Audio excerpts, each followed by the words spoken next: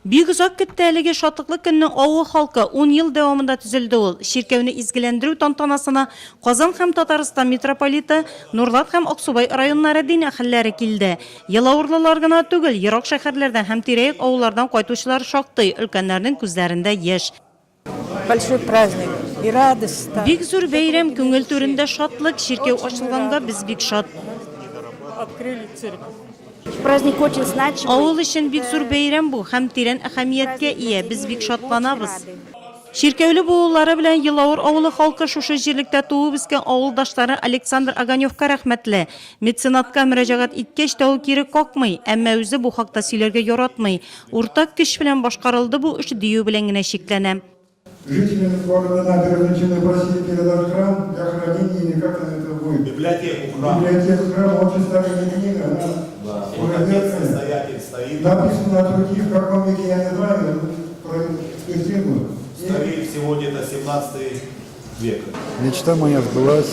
Многие вещи мы... Хыялым тормышка ашты, без моны бергәләп төзедек. Кешеләр конкрет тәкъдимнәр белән чыктылар. Кайберәүләр шаңны ясады, кемдер кирпеч, кайберәүләр төзелеш материаллары китерде. Күрше-тирә авыллардан килеп эшләделәр. Алар үз хезмәтләре белән ярдәм иттеләр. Һәр иконаның артына кәгазьгә фамилияләр язылган. На пожертвования вот из близлежащих сел.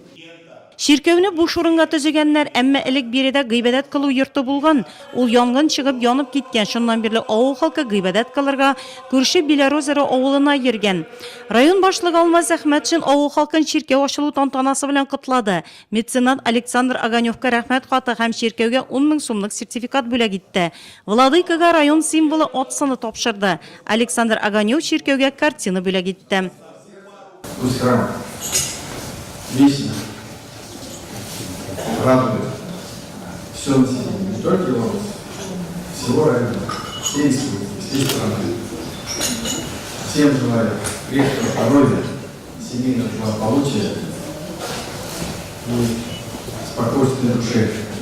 Чыгыш ясаучылар районыбызда төрле дин вәкилләренең үзара аңлашып, дус тату яшәвен билгеләп үттеләр. Ширкәүне төзүдә үзләреннән зур өлеш кертүчеләргә Чистай епархиясендә Рус православ ширкәүенә хезмәте өчен медале бирелде. Мактау кәгазьләре тапшырылды. Якшәмбе гыйбадәтеннән соң тирә-юньгә ишетерлек итеп шаң авазы яңгырады. Сыгыннан ачылу тантанасына катнашкан һәркемгә авыл мәдәният йортында сый-нигъмәт тулы табын әзерләнгән иде.